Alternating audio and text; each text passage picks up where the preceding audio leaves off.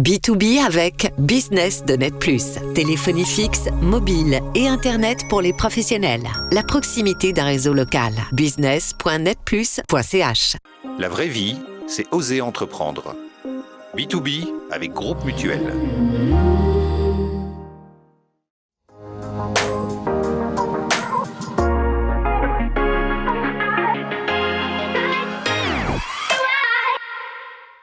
Bonjour Mathias Bailletan et bienvenue dans B2B. Bonjour Frédéric Lelièvre. Cette semaine avec vous, on va parler intelligence artificielle et comment elle transforme le métier de banquier.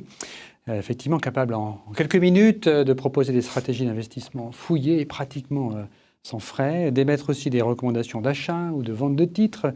Certaines IA laissent penser qu'elles pourraient remplacer le traditionnel banquier. Est-ce que c'est le cas? Et comment les conseillers financiers peuvent-ils se former ou continuer à rester à la page afin de garder leur travail? Vous êtes aux premières loges pour assister à ces bouleversements puisque vous dirigez l'Institut supérieur de formation bancaire, un institut à Genève qui vient par ailleurs de lancer un observatoire des compétences bancaires et financières. J'imagine que ce n'est pas un hasard. Mais avant d'en parler et de vous laisser répondre à ces questions, on va faire plus ample connaissance dans la partie portrait.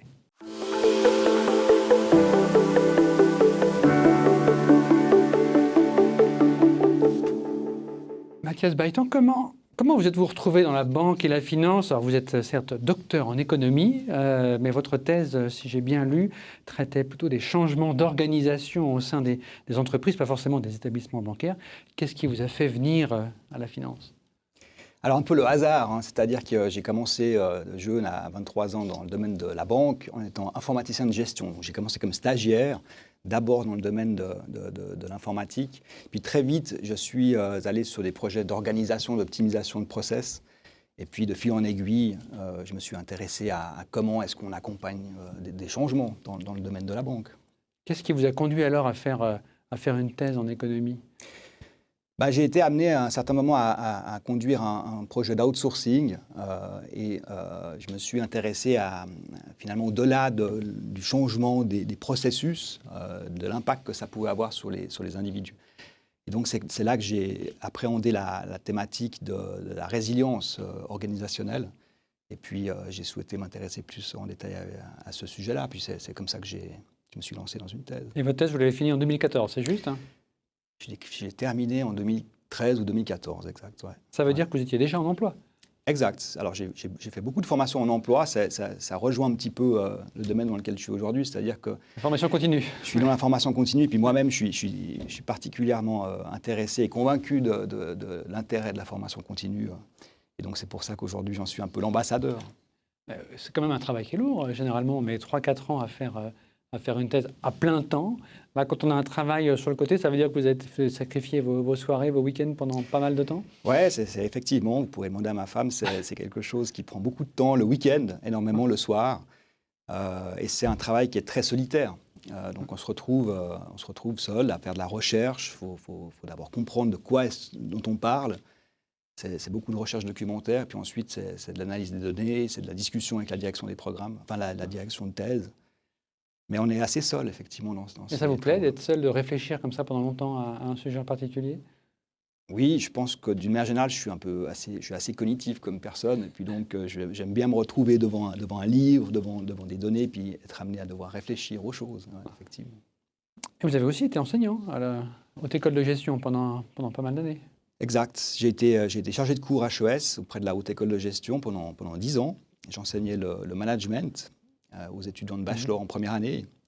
Là, on évaluait toutes les théories classiques ou plus récentes en matière de management.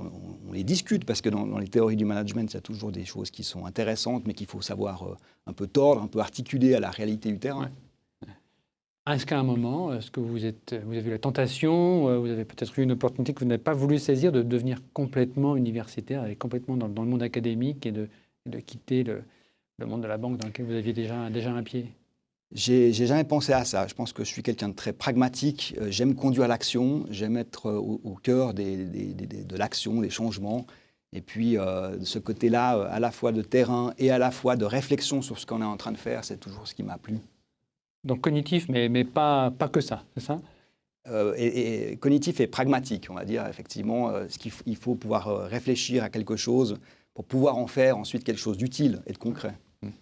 Si on prend le fil de votre carrière professionnelle, vous avez fait un bref passage chez Pictet pendant à peu près 2 ans, et puis ensuite 15 ans à la Banque cantonale de Genève, que vous avez rejoint en 2007. Donc c'est pendant que vous étiez à la BCGE, vous avez fait cette thèse, et vous avez à la BCGE changé plusieurs fois de poste, et vous avez été notamment responsable des ressources humaines pendant tout de même 9 années. À l'époque, vous vous souvenez combien d'employés c'était ?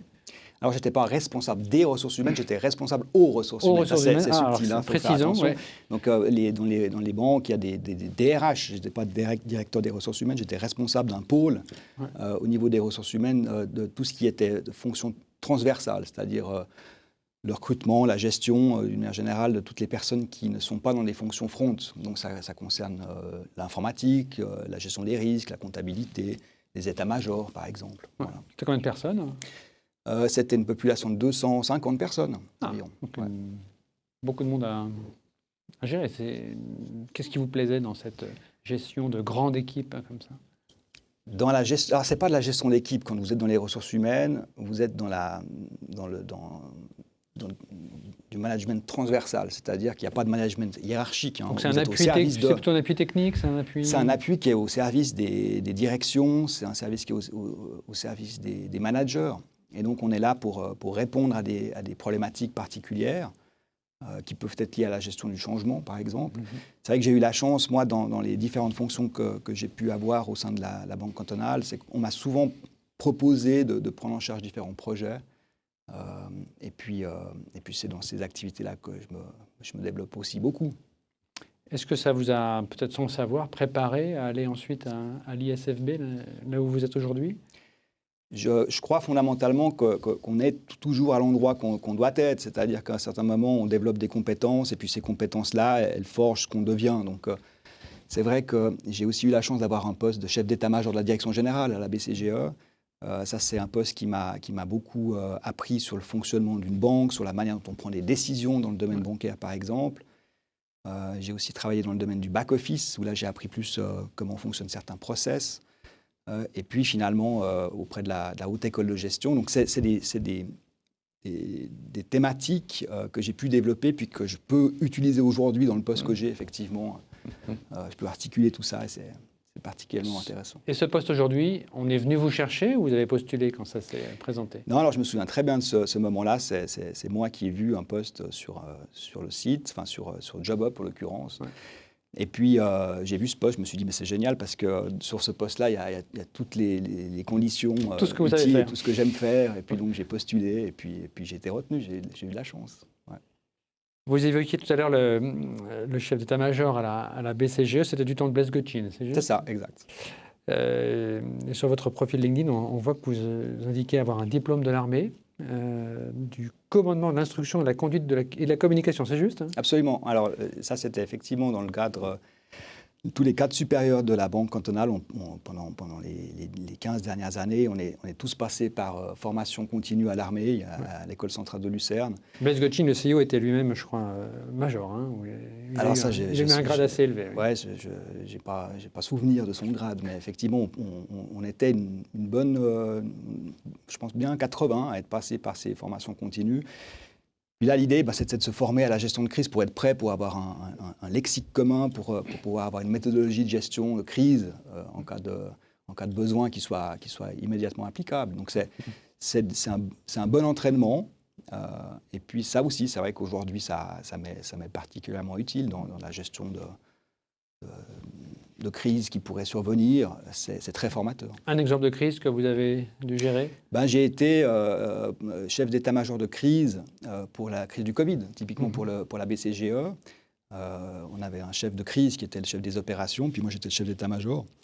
Typiquement, là, dans ces situations-là, on doit pouvoir tenir dans la difficulté, on doit pouvoir gérer des différentes échéances, garder une approche qui est très rationnelle, observer la situation, appréhender le problème, et puis ça, c'est des choses qu'on a beaucoup exercées. On verra ce que vous faites exactement dans la partie entreprise dans un instant, mais dernière question. Quand quand on dirige une entreprise ou même du temps de la BCGE, il faut aussi savoir décompresser, se ressourcer. Vous, c'est quoi votre recette? Ou le week-end, vous faites du sport, vous faites autre chose? Ça rejoint un peu ce que je vous disais tout à l'heure. C'est-à-dire que je suis cognitif et moins sportif. Donc, c'est-à-dire que pour me ressourcer, moi, je vais lire, je vais écrire. Et je vais écouter de la musique. Et puis je vais me balader, je vais faire des choses simples. Mais je ne suis pas un très grand sportif, j'avoue. Ouais. Il n'y a pas de reproche, pas de mauvaise conscience à avoir. Très bien. Merci Mathias Bailleton. On va regarder maintenant ce que fait exactement l'ISFB.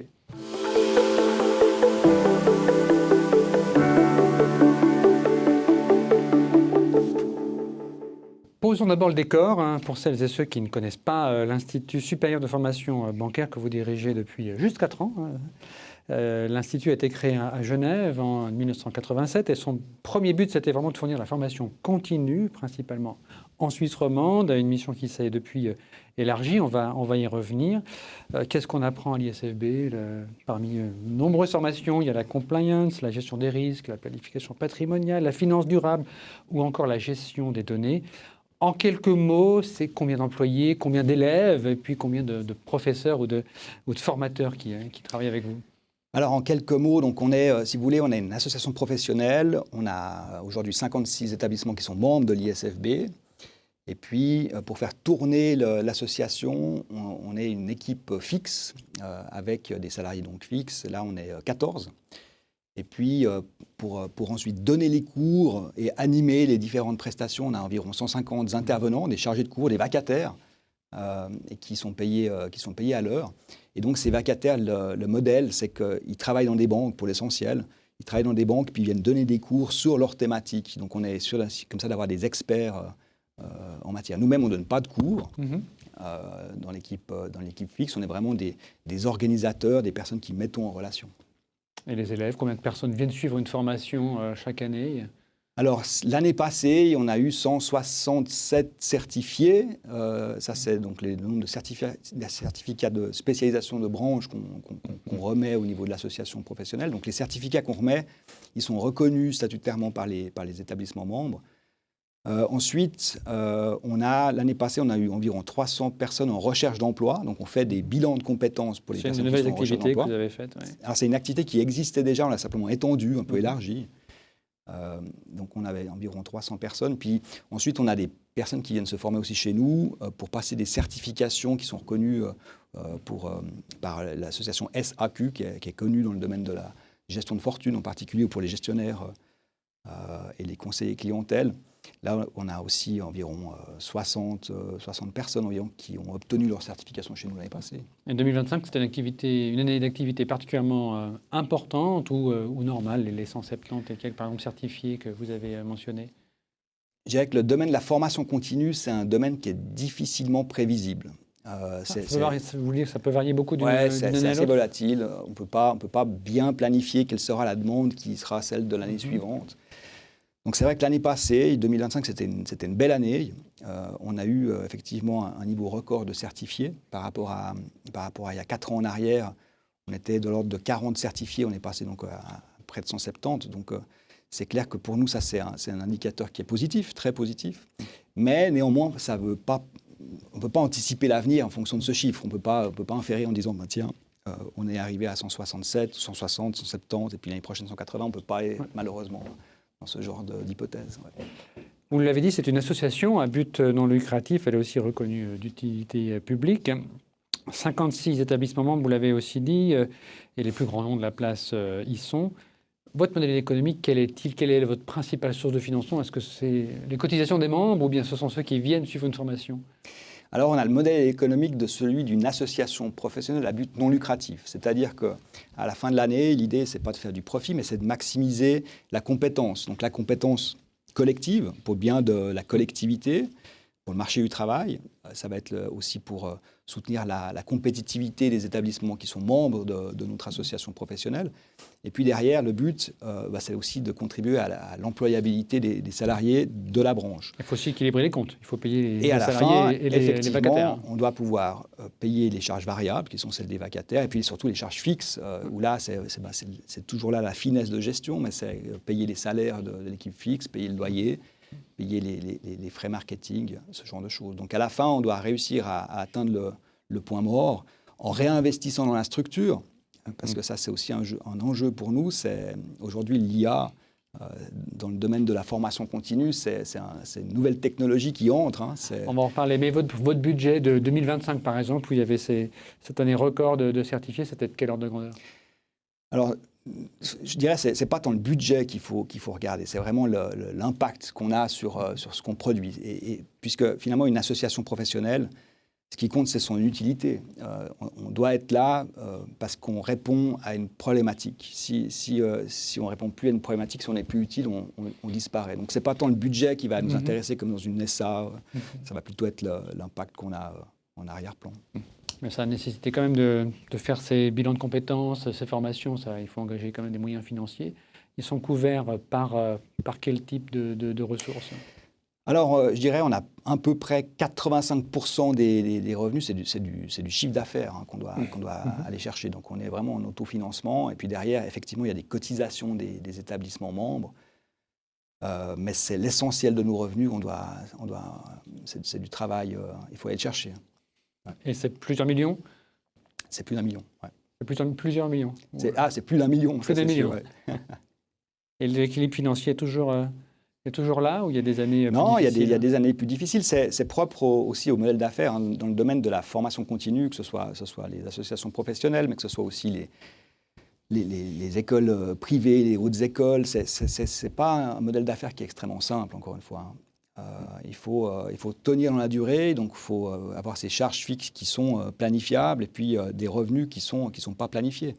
Donc, par rapport à d'autres modèles d'affaires, si on ne pense pas au domaine de la vente de logiciels, où on sait qu'en début d'année, on a réussi à faire quasiment son année par la vente de licences, on n'est pas comme ça. Donc moi, évidemment que je suis mois par mois l'évolution du chiffre d'affaires, mais finalement, des fois, en novembre, décembre, c'est là qu'on se dit, tiens, ça va être une bonne année parce qu'on vient de vendre un mandat de formation dans une banque qui arrive sur le mois de novembre. Et 2025, qui était une année record, vous disiez, pour les certifications, c'était une année sur le plan financier qui a été plus simple à équilibrer que d'autres? Ça a été, de fait, c'est effectivement une activité plus simple à équilibrer dans le sens où on a une activité qui est moyennement scalable, c'est-à-dire que le nombre de personnes présentes dans les salles de cours a un impact quasi immédiat. Maintenant, ce n'est pas aussi scalable que de la formation en ligne où on peut avoir le nombre de participants quasiment infini. Nous, on est sur un modèle de formation de proximité parce qu'on croit que la formation continue, c'est pas uniquement acquérir un savoir, c'est aussi partager des expériences, discuter avec des personnes dans d'autres établissements. Donc c'est beaucoup aussi d'informel, de spontanéité. Et bien ça a un coût. C'est-à-dire qu'on ne peut pas être plus que 20, 25 dans une salle. Et pour ceux qui viennent suivre une formation, l'échelle de coûts, ça va de quel montant à quel montant? Alors, on a des formations qui vont entre 4 et 14 jours en moyenne. Donc, c'est vraiment le modèle de la formation continue. Les formations sont entre environ 5 000 francs, 7 000 francs. Ça va dépendre un peu aussi des thématiques. Et puis là, les prix vont être faits effectivement en fonction du nombre de participants qu'on estime pouvoir regrouper. Donc, il y a des formations qui sont un peu plus de niche, qui vont être un peu plus chères, parce qu'il y aura moins de monde dans la salle. Parlons maintenant de l'intelligence artificielle dans cette deuxième partie. Vous avez brièvement aussi évoqué ce que ça pouvait changer pour vous. En introduction, j'évoquais que ça pouvait potentiellement bouleverser le métier de banquier. Il y a quelques semaines, la GFI a publié un grand dossier sur ce sujet, la crainte un peu de ce grand remplacement par l'intelligence artificielle, que ce soit par ChatGPT ou Claude. La GFI, un des journalistes de la GFI a fait un test avec Claude. Il a demandé une stratégie de placement. Le résultat a été assez bluffant, il faut le dire, de manière assez rapide et à un coût quasi nul. Vous faites aussi ce constat? Oui, on fait le constat que l'émergence, enfin c'est plus de l'émergence maintenant, mais l'IA va considérablement changer nos tâches quotidiennes, que ce soit dans notre domaine chez nous en tant qu'institut de formation, auprès de nos clients aussi, dans tous les secteurs. Et finalement, c'est quelque chose qu'on n'avait pas forcément anticipé. Ça fait partie des choses qui arrivent comme ça. On peut faire autant de prospectives qu'on veut, puis finalement, il arrive autre chose. Donc oui, on pense que ça va avoir un impact sur la compétence.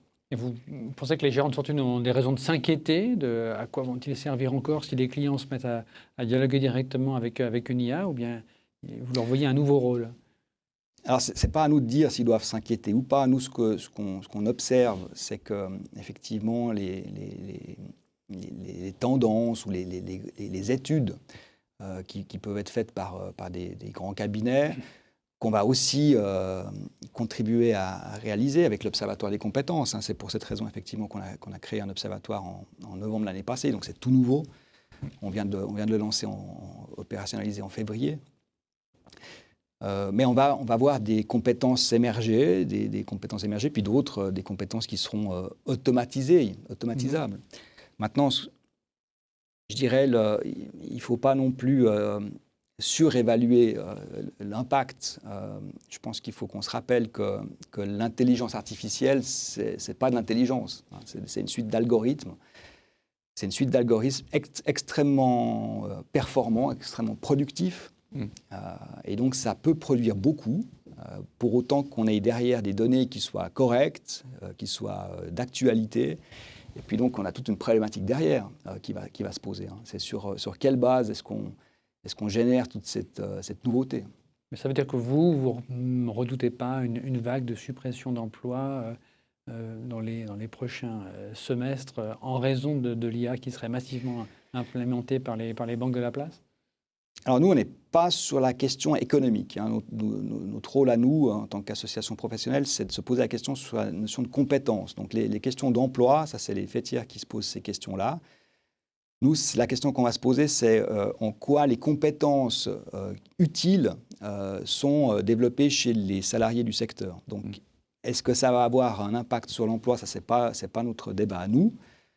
Notre débat, c'est comment est-ce qu'on peut accompagner les individus à se former sur les compétences qui seront utiles demain. Donc, une transférabilité. Vous leur recommandez de vraiment tester cette IA? Il faut embrasser cette IA, ou bien il faut dire que non, il faut attendre, cette vague va passer? Non, je pense d'une manière générale, plus on s'adapte aux choses et moins on résiste, plus les choses arrivent comme il faut. Donc là, l'idée, c'est effectivement d'accompagner les individus sur qu'est-ce qui va évoluer dans leur métier d'une manière générale avec l'IA. Donc, vous êtes gestionnaire de fortune, en quoi l'IA va potentiellement impacter votre métier, et puis qu'est-ce que vous pouvez développer pour conserver votre employabilité, votre particularité individuelle. Et puis après, il y a s'intéresser d'une manière générale à l'IA. Mais sur la formation, l'IA, apprendre à utiliser l'IA, parce que je donne cet exemple de Claude qu'on a fait dans la GFI, mais il faut savoir poser les bonnes questions à l'IA. Ce n'est pas l'IA qui décrète la stratégie de placement. Il faut comprendre le risque qu'on est prêt à prendre, par exemple, ou l'horizon de temps de placement. Mais il y a quand même pas mal de questions qu'il faut savoir se poser pour bien l'utiliser, l'IA. Est-ce que là, il y a un rôle nouveau pour un institut comme le vôtre?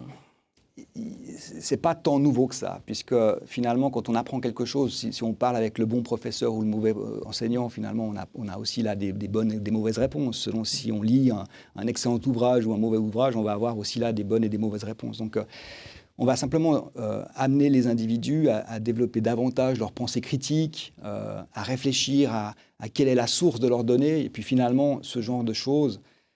Peut-être que c'est ça qui va faire la différence. Ne pas croire ce que dit l'IA, puisque l'IA n'est qu'un algorithme statistique. Et donc, si encore une fois, on fait parler l'IA sur une donnée qui n'est pas bonne, ou des données qui ne sont pas à jour, on aura un résultat qui paraît parfaitement juste, mais qui est complètement faux. Parmi les personnes, pour conclure, qui viennent suivre une formation à l'ISFB, vous sentez une demande, apprenez-nous à utiliser l'IA, il faut mettre de l'IA dans les formations, ça devient vraiment une nécessité? Alors c'est un peu biaisé aussi, parce que les personnes qui viennent chez nous, naturellement, sont les personnes qui s'intéressent à évoluer, à apprendre. Et donc la question, ça va savoir comment est-ce qu'on arrive aussi à enseigner l'impact que peut avoir l'IA sur les individus qui ne viennent pas chez nous. Donc là, tout l'intérêt de l'Observatoire, typiquement, c'est de contribuer au débat et puis de permettre aux individus de se dire, tiens, ouais, peut-être que là, j'ai besoin de me former. Aux employeurs de se dire, tiens, peut-être que là, on a aussi besoin de former nos collaborateurs pour aller plus vite ou pour suivre le train qui est en marche. tout ça, il y a une question aussi de compétences. Il y a une question de ressources disponibles dans les établissements. Il y a des établissements qui sont de facto plus grands et qui ont plus de ressources et donc qui vont pouvoir réfléchir davantage et puis implémenter davantage d'IA que d'autres et plus rapidement par rapport à d'autres qui sont un peu plus petits. Mais on verra tout cela. Nous mène toute cette intelligence artificielle et les travaux que... Le premier travail de l'Observatoire sort bientôt ? Alors, notre responsable de recherche a démarré chez nous à l'ISFB en février 2026, c'est-à-dire il y a un mois et demi, voilà. Enfin, un mois. Et puis, effectivement, on est en train pour l'instant, de définir la question de recherche précisément pour ensuite, après, savoir où est-ce qu'on va aller poser ces questions-là, quelle sera la population, etc. D'accord. Mais l'idée, c'est dans 3 mois, on aura une première publication. Très bien. Rendez-vous pour la suite assez rapidement, Mathias Bailleton. Merci beaucoup d'être venu dans B2B. C'est déjà la fin, enfin presque la fin. Il vous reste bien sûr à répondre à notre habituel questionnaire de Proust.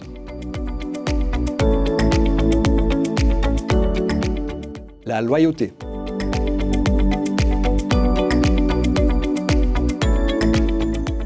La carte n'est pas le territoire.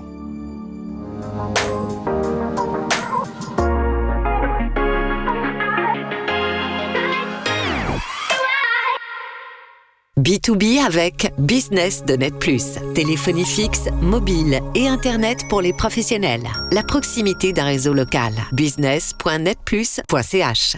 La vraie vie, c'est oser entreprendre. B2B avec Groupe Mutuel.